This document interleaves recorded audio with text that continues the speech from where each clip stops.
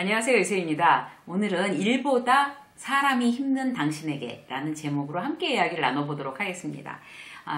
메일로 직장인들 여러분들 고민하는 어떤 내용들이 이렇게 상담을 의뢰해 오시는데요. 사실 이렇게 초창기에는 일일이 다 답장을 해드렸어요. 그런데 이제는 그럴 수 있는 상황을 넘어간 것 같아요. 그래서 어떤 방법을 생각해냈냐면 그 고민 상담 중에 가장 이제 다른 분들도 공감할 만한 내용, 그런 내용을 좀 추려서 그 상담 의뢰해 오신 분들한 의견을 여쭤봐서 영상에서 말씀드려도 됩니까? 라고 이제 양해를 구한 다음에 좋다고 하시는 분들의 의견을 여러분들과 함께 한번 나눠볼 그런 시간을 마련해 봤습니다. 그래서 오늘은 30, 40대 그 직장인들이 고민하는 문제 중에 몇 가지를 골라내서 여러분들과 함께 하도록 하겠습니다. 첫 번째 고민은 뭔가 하면요. 이분은 이제 30대 여성분인데 본인이 원하는 회사로 이제 어렵게 이직에 성공하셨습니다. 그래서 굉장히 기분이 막 날아갈 것 같이 좋았대요. 원하는 회사에 원래 회사보다 연봉도 높고, 그 다음에 이제 좋은 회사로 이제 옮겼으니까. 그런데 그 회사 문화를 알아보고 하지는 않았다는 거죠. 근데 그 회사가 들어가 보니까 어떤 회사인가 하면, 이렇게 굉장히 가족처럼 지내는 걸 굉장히 중요시 여기고, 그리고 이렇게 모여서 이제 술도 자주 마시고 회식도 자주 하고 하여튼 그런가 봐요. 티타임도 자주 갖고. 그런데 문제는 뭔가 하면 그 문화 자체가 누구만 빠지면 그 사람 뒷담화하고 이러는 게 굉장히 일반화돼 있대요. 좀 무서운 회사죠.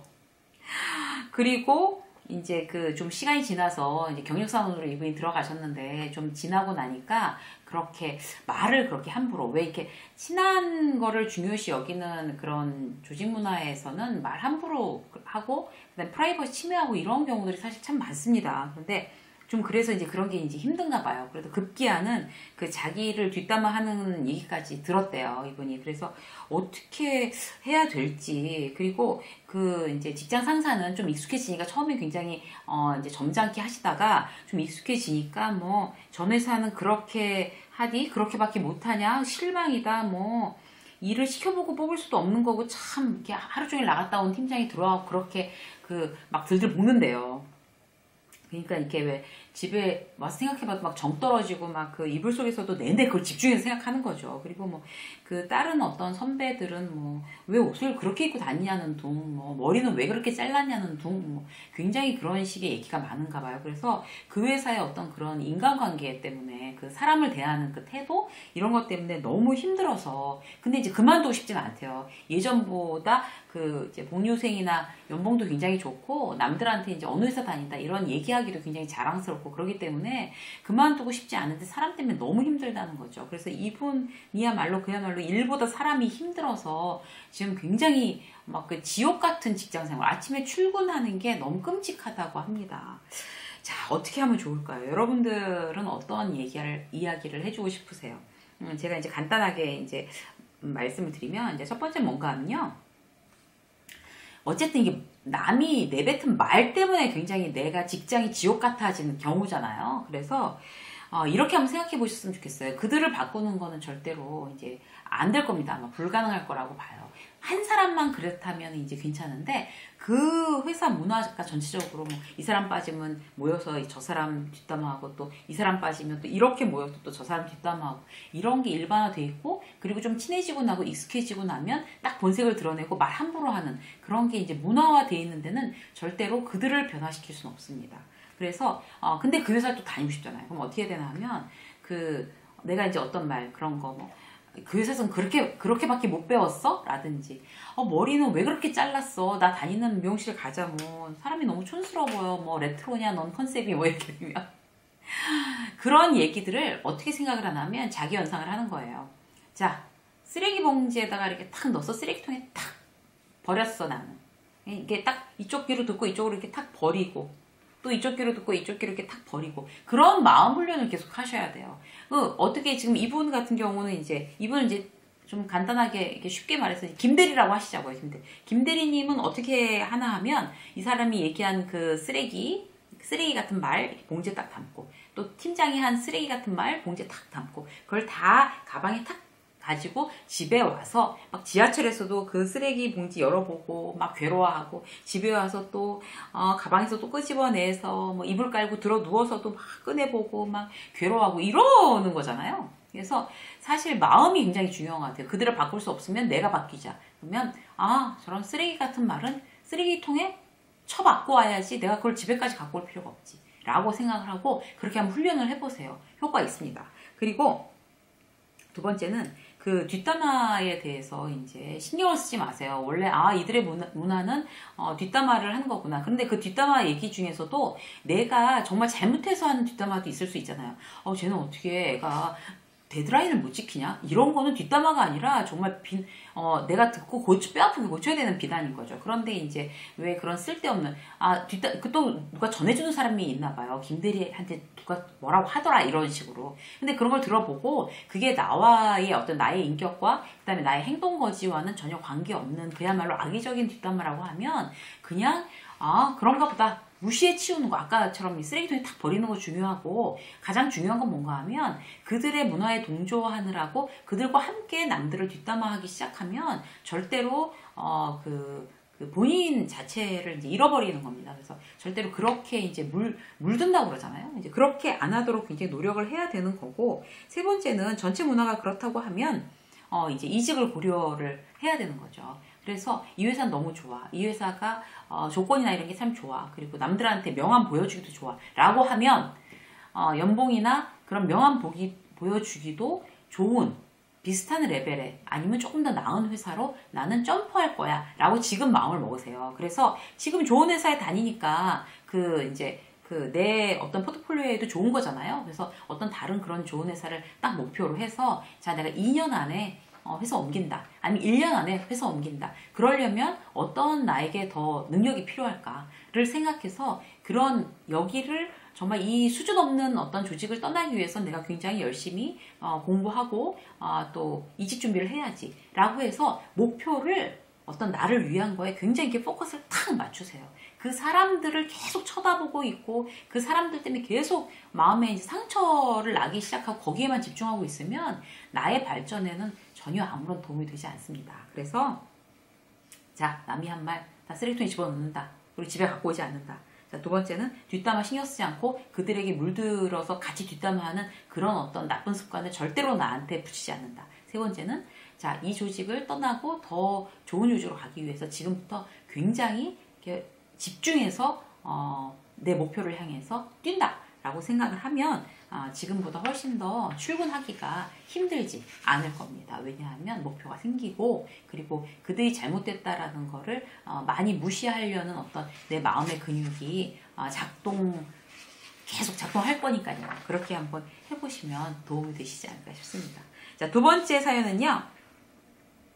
이분은 40대 남성분인데 본인이 굉장히 좀 가난한 집에서 크셨나 봐요. 그래서 그 동생들 40대인데도 동생이 둘은 뭐 있을 수 있겠네요. 그래서 3남매였던 것 같은데 그 동생들 집안이 가난해서 그 동생들 뭐 학교 보내는 거 뭐 이런 것도 막 다 했대요. 그리고 그 또 동생들이 뭐 사업에 실패하고 아니 뭐 어떻다 하면 계속 도와주고 이제 이렇게 했는데 그 형제들이 너무나 나한테 서운하게 한다는 거죠. 고마운 거 모르고.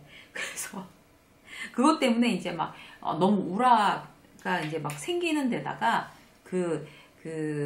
막 힘들고 이제 이런데요. 그래서 본인이 굉장히 이제 우울증 같은 걸 오랫동안 알아왔는데 그게 이제 형제들이 본인한테 이제 너무 그렇게 매달리고 의존하고 힘들게 하면서도 고마운 걸 몰라서 그런 것 같다. 이제 와서 생각하니까 너무 허무하다. 이런 얘기를 보내오셨어요. 근데 이제 제가 이게 꼭 직장인이 아니라고 하더라도 누구나 느낄 수 있는 그런 건데요. 굉장히 중요한 내용이라서 제가 이제 채택을 했어요. 뭔가 하면 누구한테 이제 뭘 해주고, 이건 이제 회사에서도 마찬가지잖아요. 회사에 이제 다른 이제 고민들 어떤 거 들어왔었나? 회사에서 최선을 다해서 사람들한테 잘해주는데 그 사람들은 자기를 이용해만 먹는다는 거예요. 이용해만 먹고 자기한테 잘해주지 않고. 그래서 그게 굉장히 서운하다. 이것도 이제 비슷한 맥락인 것 같아요. 이제 이 남성분은 형제였지만 또 다른 분은 회사 이제 직장 동료들을 굉장히 서운해하는 마음에 상처 있고 나는 이게 정말 희생적으로 해주고 나는 돌려받지 못해서 그 힘들어하는 이제 이런 분들이 계시는 것 같아요. 그러면 우울증 올 수 있죠. 그리고 이제 회사에 정냄이 떨어질 수 있죠. 그런데 이럴 때 어떻게 생각을 하나 하면 기본적으로 뭔가를 누구한테 해주면서 보답받을 거를 절대 염두에 두고 해줘야 한다면 해주지 마세요. 회사에서도 마찬가지. 내가 김대리나 김과장 아니 팀장한테 이렇게 막 희생적으로 이렇게 하면 저들도 나한테 보답할 거야 라고 생각하고 해주면 반드시 그 사람한테 서운한 마음 생깁니다.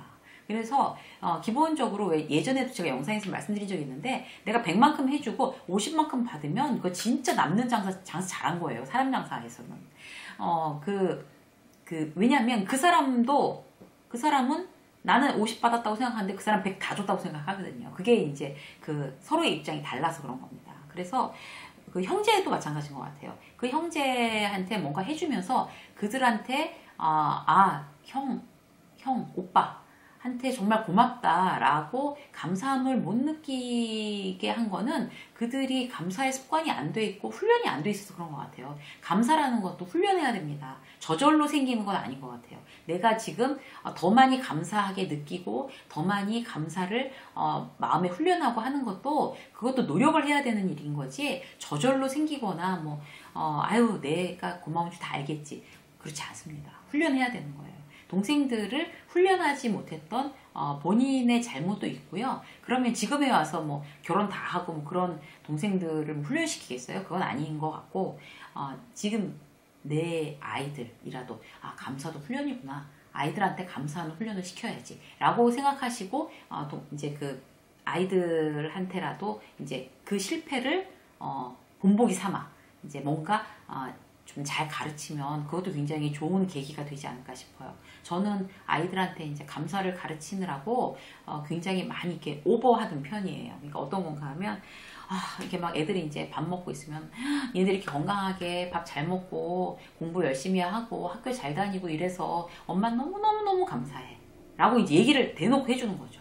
그리고 니네들은 어떤 거에 주로 이제 막 감사함을 느낄 때가 어떤 게 있어? 라고도 물어봐요. 중간중간에. 그러면 이제 애들이 막 쑥스러워하면서 막 이러면서 이제 이러기는 하는데 그런 부모의 어떤 훈련이 필요할 것 같아요. 그래서 스스로 이것도 고마운 일이구나. 이것도 감사한 일이구나. 이렇게 느껴야 되는 거죠. 제가 이렇게 밥상 딱 차려놓고 이제 비록 이제 음식 솜씨가 별로 없어서 이렇게 고난이도의 음식은 못하지만 이제 고기 만만한 게 고기 구워서 샐러드랑 같이 김치랑 이렇게 주는 거잖아요. 그럼 그렇게 하면 엄마 고기 진짜 맛있게 굽지 막 이러면서 이건 완전 진수성찬 너무 감사하지 않니? 막 이렇게 그런 것도 밥상을 무심하게 받아서 그냥 먹느냐 아니면 정말 이건 너무너무 고마운 일이야 라고 마음을 이렇게 일깨워 주면서 계속 정말 감사합니다. 잘 먹겠습니다. 너무 맛있었습니다. 이렇게 하게끔 아이들을 가르칠 거냐. 그거는 이제 우리들의 어떤 의무사항인 것 같습니다. 그렇게 하는 거 굉장히 좋을 것 같고요. 그 형제들한테도 이제 형제한테 실패를 본보기로 아이들한테 이제 감사에 훈련시키는 거. 이런 거. 그 다음에 100 주면 50만 받으면 직장에서는 정말 남는 장사다. 이렇게 생각하는 거. 또 하나는 뭔가 하면 그 형제들한테 더 이상 내가 도와주지 않아도 정말 각자 자립해서 사는 것만 해도 너무 고맙다. 이렇게 생각하세요. 그렇게 하면 돼요. 그래서 예전에는 이렇게 막 도와줘야 됐었잖아요. 그런데 지금은 도와주지 않아도 각자 알아서 나한테 피드백이 없어서 그렇지 각자 알아서 살잖아요. 나한테 고맙게 느끼지 않은 게 내가 서운하지만 그들은 각자 살고 있으니까 너무 고맙다. 나야말로 각자 이제 더 이상 손 벌리지 않고 살아주니까 너무 고맙다. 이렇게 생각하시면 마음의 평화가 올 것 같습니다. 그게 정답인 것 같아요. 자, 세 번째 한 가지만 더 볼까요? 이분은 30대 초반의 남성분인데요. 회사에서 늘 열등감에 사로잡혀서 불행하다고 하십니다. 진급도 잘 안 되고 그리고 사람들한테 인기도 없고 왠지 좀 아웃사이더인 것 같고 주목받지 못하고 인정받지 못하고 그래서 너무 스스로 못났다고 생각돼가지고 막 회사에서도 주눅 들고 막 너무 불행하대요. 근데 이제 이런 어떤 그 생각을 전해 오시는 분들도 꽤 있으셨어요. 그래서 이제 이거에 대해서 이제 마지막으로 한 번 더 얘기를 하면 자, 나 스스로가 못나 터졌다고 생각이 돼서 너무 괴롭다라고 말씀하셨는데 내가 스스로 못나 터졌다라고 생각하는 근거는 뭘까? 근거는 뭘까요? 당연히 남하고 비교하는 거죠. 남하고 비교해서 내가 더 열등하다고 생각하는 거잖아요. 예를 들어서 진급에 내가 김대리인데 박대리, 정대리, 또 뭐 최대리, 나 이렇게 4명 있는데 진급률이 50%밖에 안 됐어. 그래 2명 되고 나랑 최대리는 안 됐어. 그럼 이제 막 괴로운 거잖아요. 그런데 그게 왜 괴로워요? 된 사람들을 기준으로 삼으니까 저들은 됐는데 나는 안 됐어 라고 하니까 괴로운 거거든요. 근데 진급률이 50%인데 뭐 그래서 어쨌든 절반은 떨어지는 건데 그렇게 생각하면 이게 안 될 수도 있다. 50%니까 저 사람도 안 되잖아요. 그래서 안 될 수도 있다라고 생각을 해야 되는데 잘 된 사람들을 계속 겨냥해서 그 사람들을 쳐다보면서 그 사람들이랑 계속 나를 비교하니까 나는 열등하고 난 너무 힘든 거예요. 그래서 이럴 땐 어떤 게 가장 중요한 건가 하면 물론 이제 경쟁 사회에서 경쟁해서 이기는 게 중요하긴 하지만 그 이기는 게 저들과 경쟁해서 자꾸 내가 불행해지면 첫 번째 1단계는 뭔가 하면 나 스스로랑 경쟁해야 돼요. 나 스스로랑 경쟁. 작년에 나는 공부를 안 했어요. 근데 이제 내가 이제 인정받기 위해서 승진 점수가 필요하니까 뭐 토익을 공부를 해야 된다. 작년에 나 토익 500점밖에 안 됐는데 나 이번에 너무너무 공부 많이 해가지고 750점 받았어. 작년에 비해서 나 엄청 잘하게 된 거야. 이걸로 이제 만족해야 되는 거죠. 그리고 또 지난달에 비해서 나 어떤 걸 이제 잘 해서 뭐 운동이라도 해서 뭐 몸도 더 건강해지고 뭐 근육량도 더 늘었어. 이제 이렇게 되면 뭐든지 더 열심히 할 수 있을 거야. 한밤중에 일을 해도 더 체력이 받쳐주니까. 그럼 지난달보다 나 굉장히 건강하게 됐으니까 지난달보다 나 더 훌륭해진 사람이야. 이런 걸로 예전에 나랑 자꾸 비교해서 자기 개발을 해야 된다는 거죠. 그렇게 되면 지난주보다 지난달보다 작년보다 어떤 걸 나를 더 경쟁력 있게 할까라는 걸 고민하고 계획 짜서 그대로 해서 실천해서 거기에 대해서 성과가 있으면 나는 열등감에 빠지지 않고 나 스스로 못났다고 생각 안 합니다. 계속 그렇게 하다 보면 이제 내가 이제 발전을 하고 나 스스로 기쁘잖아요. 그렇게 되면 이제 나도 밝아지고 자신감이 있어지고 그렇게 되면 남들하고 비교 안 하고 나 스스로랑 비교해서 더 잘 돼서 자신감이 있어지면 남들도 그게 눈에 보여요. 그리고 요새 김대리 굉장히 많이 성장하고 있는 것 같아. 뭔가 되게 열심히 하고 있어. 라고 주목받기 시작하고 인정받기 시작하겠죠. 그렇게 되는 게 첫 번째 스텝입니다. 일단 이렇게 생각하시는 그래서 막 나 스스로 못났다고 해가지고 힘들어하시는 분들은 첫 번째 스텝 나의 예전과 비교해서 경쟁 우위에서로 다시 한번 계획을 짜고 실천해 보세요. 반드시 효과가 있으실 겁니다. 자, 오늘은 일보다 정말 사람이 힘든 당신에게라는 제목으로 여러분들이 고민하시는 거 대표적인 거 3가지 케이스로 함께 이야기를 나눠봤습니다. 유익하셨으면 좋겠고요. 이 방송을 보시는 같은 걸 고민하셨던 분들도 이렇게 적용하셔서 좋은 결과 있으시길 바라겠습니다. 유세미의 직장서 오늘 여기까지 하겠습니다. 고맙습니다.